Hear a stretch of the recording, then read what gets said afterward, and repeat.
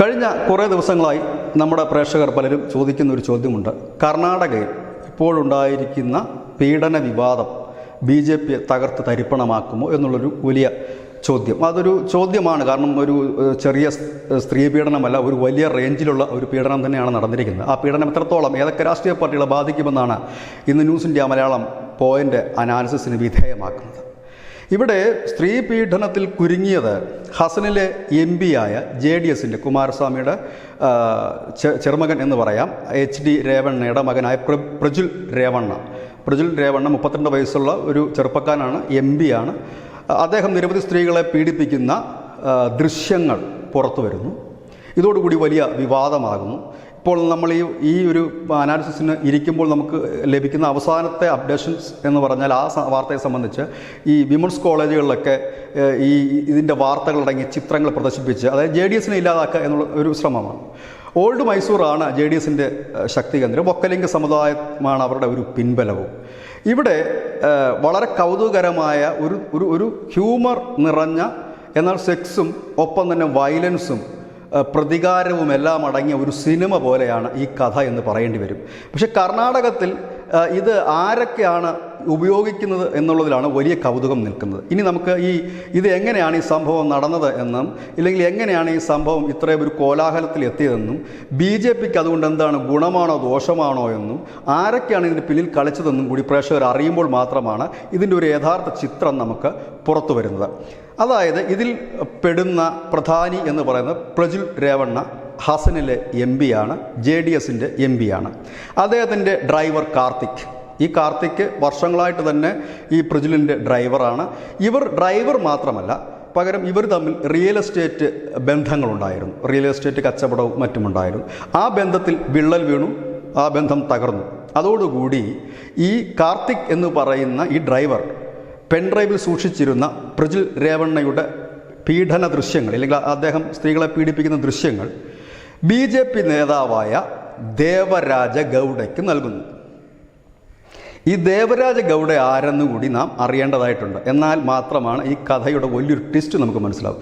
ഈ ദേവരാജ ഗൗഡ എന്ന് പറയുന്നത് ഈ പ്രജുൽ രേവണ്ണ ഇപ്പോൾ MP ആയിരിക്കുന്ന ഹസൻ മണ്ഡലത്തിൽ വലിയ സ്വാധീനമുള്ള BJP നേതാവാണ്.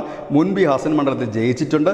ഇത്തവണ ഹസൻ മണ്ഡലത്തിൽ മത്സരിക്കാനായി കച്ചകെട്ടി നിന്നതാണ്. അപ്പോഴാണ് BJP ഈ JDSുമായിട്ട് അലയൻസ് വരുന്നതും ഈ പ്രജുൽ രേവണ്ണയ്ക്ക് തന്നെ ആ സീറ്റ് നൽകുന്നതും. അതായത് അവിടുത്തെ രാഷ്ട്രീയം തന്നെ ഇപ്പോൾ മാറി മറിഞ്ഞിരിക്കുകയാണ്. കാരണം ഈ ദേവരാജ ഗൗഡയ്ക്ക് വലിയ സ്വാധീനമുള്ള മണ്ഡലമാണ്. അവിടെ ഈ പ്രജുൽ രേവണ്ണ ജയിച്ചു. ആ രേവണ്ണയെ എങ്ങനെ തകർക്കാമെന്ന് ആലോചിച്ചുകൊണ്ടിരിക്കുമ്പോഴാണ് ഈ രേവണ്ണയുടെ ഡ്രൈവർ ഈ പെൻഡ്രൈവ് കൊണ്ടുവന്ന് ദേവരാജ ഗൗഡയെ ഏൽപ്പിക്കുന്നു. ഉടൻ തന്നെ ദേവരാജ ഗൗഡയാണ് ഈ വാർത്ത പുറം ലോകത്ത് എത്തിക്കുന്നത്. കൃത്യമായി പറഞ്ഞാൽ BJP ഈ വാർത്ത പുറത്തേക്ക് എത്തിക്കുന്നു. അതിൻ്റെ തൊട്ടു പിന്നാലെ തന്നെ അമിത്ഷാ കർണാടകത്തിലെത്തുന്നു. അമിത്ഷാ പറഞ്ഞത് കോൺഗ്രസ് ഈ പീഡനത്തിന് കൂട്ടുനിൽക്കുകയാണ്. കാരണം ഇത്രയും ഒരു വലിയ പീഡനം നടന്നിട്ടും അതിനെതിരെ ചെറുവില അനക്കാൻ കോൺഗ്രസിന് കഴിഞ്ഞിട്ടില്ല, പ്രതികളെ അറസ്റ്റ് ചെയ്യാൻ കഴിഞ്ഞിട്ടില്ല എന്ന് പറഞ്ഞ് നേരെ പ്ലേറ്റ് തിരിച്ചിടുകയും ചെയ്തു. അതായത് ഒരു ഭാഗത്ത് JDSൻ്റെ ഈ ഒരു പീഡന വിവരം പുറത്താക്കുന്നു, അതേ സമയത്ത് തന്നെ കോൺഗ്രസിനെതിരെ തന്നെ അവർ അടുത്ത ആയുധവും പ്രയോഗിക്കുന്നു. ഇതോടുകൂടി കോൺഗ്രസ് വെട്ടിലായിപ്പോയി. കാരണം കോൺഗ്രസ് വെട്ടിലാകാൻ ഒരു പ്രധാന കാരണമുണ്ട്. കാരണം ഈ JDSൻ്റെ, അതായത് കുമാരസ്വാമിയുടെ പാർട്ടിക്ക് ഏറ്റവും ശക്തിയുള്ളത് ഓൾഡ് മൈസൂറാണ്. ഒക്കലിംഗ സമുദായത്തിന് വലിയ സ്വാധീനമുള്ള മണ്ഡലമാണ്, വലിയ പ്രദേശമാണ്. ആ പ്രദേശത്ത് കോൺഗ്രസിനും വലിയ സ്വാധീനമുണ്ട്. അതുകൊണ്ട് കോൺഗ്രസിനും ഈ വിഷയത്തിൽ കയറി കൈകടത്താൻ കഴിയില്ല. DK ശിവകുമാർ തന്നെ പറഞ്ഞത് അത് വലിയ കാര്യമാക്കുന്നില്ല, നിയമത്തിൻ്റെ വഴിക്ക് പോകട്ടെ എന്നൊരു ഒഴുക്കമിട്ടുള്ള മറുപടി മാത്രമാണ് കോൺഗ്രസിന് പറയാൻ കഴിയും. ഇതോടുകൂടി BJP അവിടെ ഡബിൾ ഗെയിം കളിച്ചു എന്ന് തന്നെ വേണമെങ്കിൽ പറയാം. അതിന് തൊട്ട് പിന്നാലെ നടന്നതാണ് അതിലും വലിയ കൗതുകം നിറഞ്ഞ കാര്യം. അതായത് ഈ പ്രജുൽ രേവണ്ണയുടെ പിതാവായ HD രേവണ്ണയെയും ഒരു പീഡന കേസിൽ ഇപ്പോൾ അറസ്റ്റ് ചെയ്തിരിക്കുകയാണ്. ഈ സമയത്ത് തന്നെ BJPയുടെ മാണ്ഡ്യ ഇപ്പോൾ മത്സരിക്കുന്ന കുമാരസ്വാമിയാണ്. JDSന് കൊടുത്ത സീറ്റ്. മുൻപ് അത് BJP സ്വതന്ത്ര മത്സരിച്ച് ജയിച്ച സീറ്റാണ്. ഈ മാണ്ഡ്യയിൽ വലിയ സ്വാധീനമുള്ള ശിവരാമ ഗൗഡ, BJPയുടെ മുൻ MPയും BJPയുടെ മുതിർന്ന ലീഡറുമാണ്. അദ്ദേഹം പറഞ്ഞത് ഈ HD രേവണ്ണ, പേരുകൾ അങ്ങോട്ടും ഇങ്ങോട്ടും മാറും, മറ്റേത് പ്രജുൽ രേവണ്ണ, ഇത് HD രേവണ്ണ. ഈ HD രേവണ്ണ 1996 ഇംഗ്ലണ്ടിൽ വെച്ച് ഒരു സ്ത്രീയെ പീഡിപ്പിക്കാൻ ശ്രമിച്ചു. ഹോട്ടൽ മുറിയിൽ വെച്ചായിരുന്നു. അതിൻ്റെ ഒരു കേസുണ്ട്. അന്ന് ഇന്ത്യൻ പ്രധാനമന്ത്രി ദേവഗൗഡ ആയതുകൊണ്ടാണ് ഈ HD രേവണ്ണ രക്ഷപ്പെട്ടത്. അതുകൊണ്ട് ആ കേസ് വീണ്ടും അന്വേഷിക്കണമെന്നാണ്. അതായത് ശരിക്കും പറഞ്ഞാൽ BJPയുടെ സഖ്യകക്ഷിയാണ് JDS. ശരിക്കും JDSന് സ്നേഹം കൊണ്ടാണോ അതോ നക്കിക്കൊല്ലുകയാണോ അതോ ഞെക്കിക്കൊല്ലുകയാണോ എന്ന് ഇതുവരെ ആർക്കും ഒരു പിടുത്തവും കിട്ടിയിട്ടില്ല. കാരണം ഇതുകൊണ്ട് ഒരിക്കലും BJPക്ക് കർണാടകത്തിൽ ഒരു നഷ്ടവും സംഭവിക്കുന്നില്ല. കാരണം BJPക്ക് സംബന്ധിച്ച് പറഞ്ഞു കഴിഞ്ഞാൽ അവരുടെ സ്ട്രോങ് ഹോൾഡ് ഏരിയയിലൊന്നും JDS മത്സരിക്കുന്നില്ല.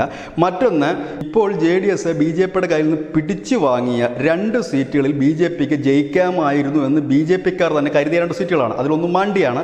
അവിടെ സുമലതയെ നിർത്താനായിരുന്നു പരിപാടി. സുമലത അവിടെ ജയിച്ച് കയറിയതുമാണ്. രണ്ടാമത്തത് ഹസനാണ്.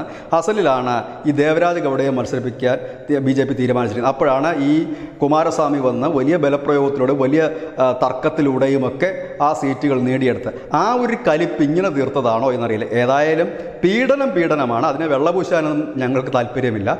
അങ്ങനെ പീഡിപ്പിക്കപ്പെടുന്ന പ്രതികൾ ശിക്ഷിക്കപ്പെടുക തന്നെ വേണം. അതിൽ യാതൊരു തർക്കവുമുള്ള കാര്യമില്ല. സന്ദേശ് ഖാലി ആയാലും പ്രജ്വൽ രേവണ്ണ ആയാലും HD രേവണ്ണ ആയാലും ഒക്കെ ശിക്ഷിക്കപ്പെടുക തന്നെ വേണം. കാരണം ഇത്തരത്തിലുള്ള കുറ്റകൃത്യങ്ങൾ ഈ രാജ്യത്തൊരു വലിയ ക്രിമിനൽ കുറ്റമായി തന്നെ കാണുകയും വേണം. കാരണം ഇപ്പോൾ ഈ അടുത്ത കാലത്താണ് അമിത്ഷാ പുതിയ അമെൻമെൻ്റൊക്കെ പാസ്സാക്കിയത്. വധശിക്ഷ ഉൾപ്പെടെയുള്ള കാര്യങ്ങളൊക്കെ ഇപ്പോൾ ഈ ബലാത്സംഗ കേസിൽ ഉൾപ്പെടുത്തിയിട്ടുണ്ട്. അതിൻ്റെ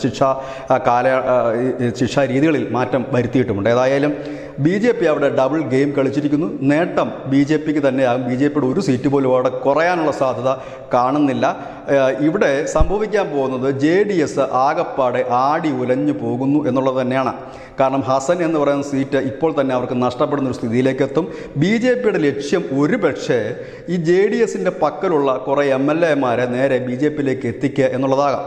ഇനി കോൺഗ്രസിനെ സംബന്ധിച്ച് അവർക്ക് ഒരു നിലപാടെടുക്കാൻ കഴിയാത്ത സാഹചര്യമാണ്. കാരണം അവർക്കും സ്വാധീനമുള്ള കുറേ മേഖലകൾ തന്നെയാണ്. ഓൾഡ് മൈസൂർ ഒക്കലിംഗ സമുദായത്തിൻ്റെ വോട്ട് കൂടി കിട്ടിയാണ് അവരിപ്പോൾ അധികാരത്തിലിരിക്കുന്നത്. അപ്പോൾ അവർക്കും ഒന്നും ചലിക്കാൻ കഴിയാത്തൊരു സാഹചര്യം. ഇവിടെ നേട്ടമുണ്ടാവുക BJPക്ക് മാത്രമായിരിക്കും. JDSന് ഒരു വലിയ തിരിച്ചടി ഉണ്ടാകും. കോൺഗ്രസിന് ഇതുകൊണ്ട് വലിയ നേട്ടമുണ്ടാകരുതെന്ന് ആഗ്രഹിച്ചത് കൊണ്ടാണ് അമിത്ഷാ അടക്കമുള്ളവർ നിരന്തരം കോൺഗ്രസിനെ ഈ വിഷയത്തിൽ അറ്റാക്ക് ചെയ്യുന്നതും. ഇപ്പോൾ പ്രേക്ഷകർക്ക് ഏകദേശം ഇതിൻ്റെ ഒരു കാര്യങ്ങൾ മനസ്സിലായിട്ടുണ്ടാകുമെന്ന് പ്രതീക്ഷിക്കുന്നു. ഇതിൽ വില്ലൻ ആരാണ് നായകൻ ആരാണ് എന്നൊന്നും ചിന്തിച്ച് തലപുണ്ണാക്കേണ്ട, ഒന്നും അവസ്ഥയിലാണ്. കാരണം ഇതിൻ്റെ ഒരു സൈഡിൽ എന്തായാലും BJP ഉണ്ട്. കാരണം BJPയും ഈ JDSുമായിട്ടുള്ള ബന്ധം തുടങ്ങുന്നത് ഈ അടുത്ത കാലത്താണ്, സഖ്യം. ഇതിൽ വില്ലൻ എന്ന് നമുക്ക് BJPയുടെ ഈ പെൻഡ്രൈവ് പുറത്തുവിട്ട വ്യക്തിയെ പറയാൻ കഴിയില്ല. അദ്ദേഹം ചെയ്തത് വളരെ നല്ല കാര്യമാണ് എന്ന് തന്നെ പറയേണ്ടി വരും. പക്ഷേ അതിന് തൊട്ടു പിന്നാലെ വന്ന് അമിത്ഷാ കോൺഗ്രസിനിട്ട് കൊടുത്ത അടി വേറൊരു രീതിയിൽ. അതായത് ഒരേ സമയത്ത് 2 പേരെ തകർത്തുകൊണ്ടാണ് അവിടെ BJP മുൻപോട്ട് പോകുന്നത്. ഏതായാലും BJPയുടെ സീറ്റുകൾ കർണാടകത്തിൽ പഴയ സീറ്റ് നിലനിർത്താനായില്ലെങ്കിലും 1-2 സീറ്റൊക്കെ ചിലപ്പോൾ കുറഞ്ഞു വന്നിരിക്കുമെങ്കിലും അവരുടെ ആ ഒരു അപ്രമാദിത്വത്തിന് യാതൊരു കുറവും ഈ പെണ്ണ് കേസ് കൊണ്ട് കർണാടകത്തിൽ BJPക്ക് ഉണ്ടാകില്ല. ഇത് തന്നെയാണ് ന്യൂസ് ഇന്ത്യ ഇന്നത്തെ അനാലിസിസ്. നന്ദി, നമസ്കാരം.